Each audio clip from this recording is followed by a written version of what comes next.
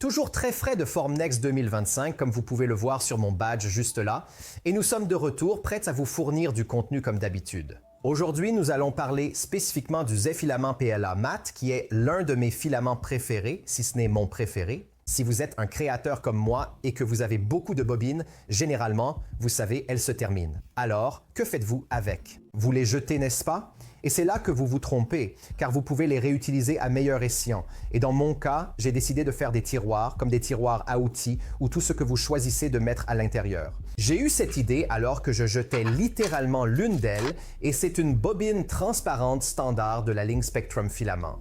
Alors je me suis dit, eh bien, nous avons quelques trous ici, n'est-ce pas? Celui où vous accrochez votre filament. Et c'est vraiment dommage de les jeter. Alors j'ai un peu eu une idée qui malheureusement n'est pas la mienne. Elle existait déjà, car de nos jours, avec Internet et tout le monde ayant un passe-temps, il est vraiment difficile de trouver une idée réellement originale. Mais ne vous inquiétez pas, car je l'ai trouvé en ligne, évidemment, après avoir cherché un peu.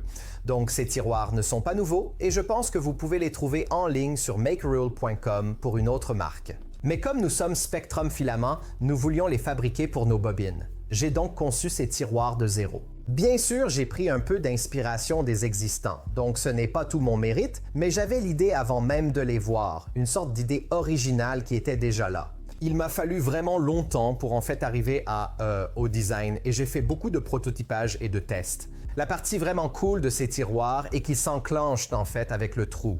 Il y a une petite broche juste ici et elle s'enclenche juste là. De plus, ils sont étiquetés A, B, B et C, C et D. Donc parce qu'il n'y a qu'une seule position où vous pouvez les insérer dans la bobine. Après cela, ils s'enclencheront simplement en place et ils s'ouvrent librement. Bien sûr, si vous les ouvrez trop, ils se détacheront. Mais ils sont censés être ouverts seulement de cette façon, donc quand vous les ouvrez sur votre table, ils ne tomberont pas. Je vais enclencher B à B, juste là, et ça s'enclenche parfaitement et s'ouvre aussi assez librement. L'autre chose que j'ai conçue, c'est un petit angle, donc ce n'est pas complètement plat. C'est en fait plus haut ici et un peu plus court là, donc ça fera littéralement un peu de friction en haut. Donc ça ne se détachera pas quand vous les tournez, juste au cas où vous voudriez les déplacer, comme ce grand ici.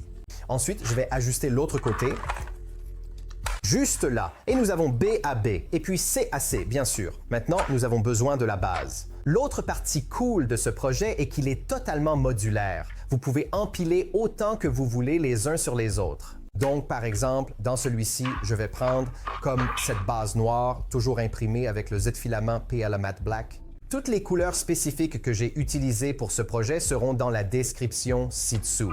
Donc, je vais prendre la base et l'enclencher juste là. Ça ne va pas s'enclencher, ça va vaciller un peu. C'est parce que nous avons les adaptateurs. C'est le grand et ça va comme ça. Et voilà. Et puis, ça va s'adapter à une autre bobine dessus. Mettez-le dessus et puis nous pouvons juste le fermer avec un capuchon. Nous l'appellerons un capuchon ou un dessus. Et vous pouvez choisir toutes les couleurs que vous voulez, bien sûr. J'ai décidé d'aller avec cette transition élégante du blanc, gris clair, puis gris foncé, et enfin noir, parce que je pense que ça a l'air plutôt cool. Et puis vous mettez le couvercle supérieur ou le capuchon, peu importe comment vous voulez l'appeler, et maintenant c'est complètement stable, parce que la base a celui-ci à l'intérieur qui s'enclenche parfaitement. Mais ensuite, disons que je veux le rendre plus haut. Alors allons-y pour celui-ci. Je vais retirer toutes les pièces parce que je sais que celui-ci, pour moi, je n'ai pas besoin de la base parce que pour cette instance en particulier, je veux juste l'utiliser pour mettre mes outils comme ça, celui que j'utilise le plus, mon ébavureur, outils, ma loupe et mon stylo, mes crayons et mon petit cutter. Donc, et ce sera juste comme ça. Aussi, j'ai quelques outils à l'intérieur, par exemple, les sacs de fermeture, juste ici, une petite pince ici, et puis vous pouvez mettre ce que vous voulez. Je vais vous montrer celui-ci juste ici dans une seconde. Donc, nous avons l'adaptateur. Certains d'entre eux sont vraiment un ajustement serré, mais c'est assez facile de les retirer. Donc, en fait, c'était un design précédent avec un filetage, mais j'ai réalisé après de nombreux prototypes que ce design n'est pas génial parce qu'il peut se casser.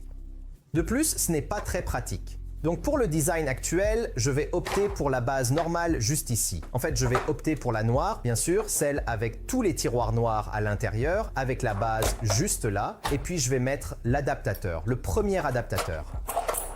s'enclenche parfaitement en place. Ensuite, prenez la deuxième bobine, qui est un gris moyen, je pense. Ouais.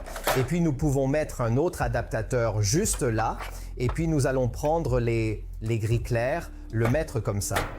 Et si nous voulons, nous pouvons en rester là et juste mettre le dessus et il s'enclenchera simplement en place. Et puis vous avez une tour de 4 étages de tiroirs que vous pouvez apprécier.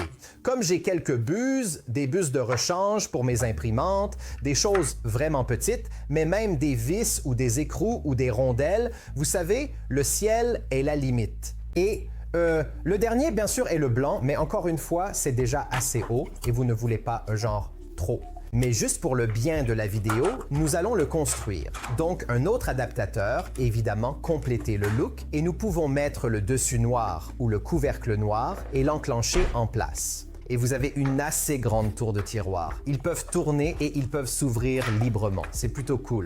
Et encore une fois, comme je l'ai mentionné auparavant, je suis amoureux de ce filament. La finition est incroyable. De plus, la résistance de ce filament est absolument folle. Si vous voulez voir à quel point ce filament est résistant, assurez-vous de regarder cette vidéo juste ici où j'ai testé la résistance du PCCF par rapport au Z-filament PLA mat et aussi au PETG et au PLA-CF. C'est absolument fou. Donc ce n'est pas juste un PLA normal. La finition Mate élégante est suffisante pour que je tombe amoureux de lui et ajouter une résistance vraiment élevée à ce filament, eh bien c'est tout simplement de premier ordre. Si vous n'utilisez pas encore nos filaments, vous devriez probablement envisager de commencer à les utiliser maintenant, surtout si vous voulez imprimer en 3D ces tiroirs vraiment utiles pour vos bobines vides. Comme je l'ai mentionné, ces tiroirs vont parfaitement avec les transparents, mais aussi avec les bobines Z-filaments. Les liens vers les fichiers de projet STL sont dans la description ci-dessous si vous voulez les télécharger et les essayer par vous-même, ainsi qu'un lien vers le Z-filament Mat PLA.